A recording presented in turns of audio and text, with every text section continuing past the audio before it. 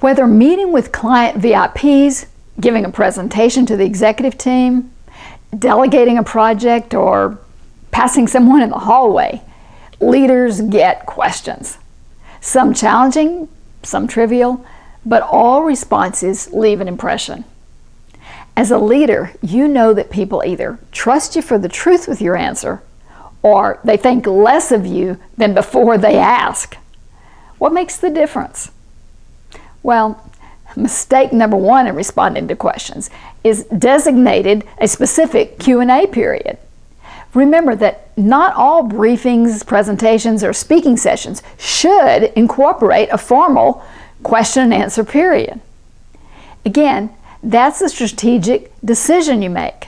Consider the benefits and the risk of allowing questions from your audience. The benefits most often include finding out what's on your listeners' minds.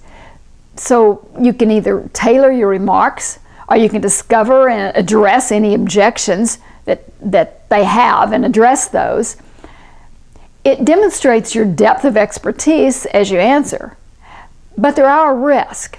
The risk of allowing a formal Q&A during a presentation can be great. Those who ask questions can bring up negative issues that you really don't want aired in front of the entire audience.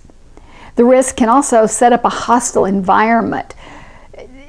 It makes you have to dispute data or facts that you don't want to bring up. It can set up a hostile situation. It can take up your time on trivial matters that distract from the primary message and your key points. So you want to weigh the issue carefully about whether or not to allow questions if you're doing a formal presentation or meeting. You want to pick your presentation as carefully as you choose your topic and your audience. Mistake number two, wrong phrasing. If you ask for questions, pay attention to the phrasing in asking for those questions. What questions do you have presumes that there are questions. It welcomes questions. When you phrase it like this, are there questions? Together with closed body language, communicates that you don't actually want questions. Also, avoid statements like, I'll take 2 more questions. What if your audience has only 1 more question? This silence creates the impression that the group really wasn't all that interested in what you had to say. Or worse, what if that second question is a negative one? You certainly don't want to end on a negative or a sensitive issue as you wrap up that presentation. When you decided to stop taking questions, just stop. There's no need to give a warning. And another mistake in responding to questions, wrong timing. You never end with questions. Always deliver your polished wrap-up comments right after an informal Q&A session. Otherwise, your presentation or your speech simply limps to a close. You always want to end with a wallop, not a whimper. And mistake number 4 in responding to questions, the wrong atmosphere. Never approach audiences expecting a confrontational situation.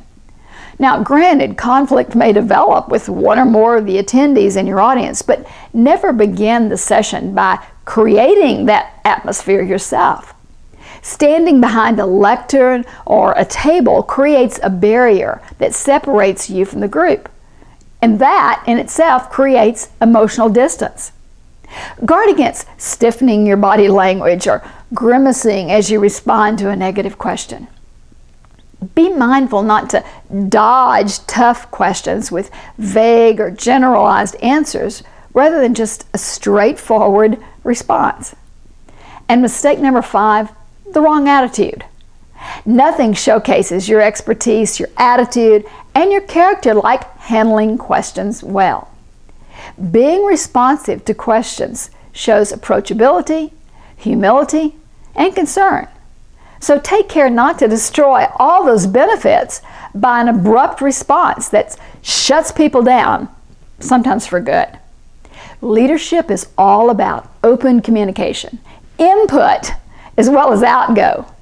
Consider questions part of the input process.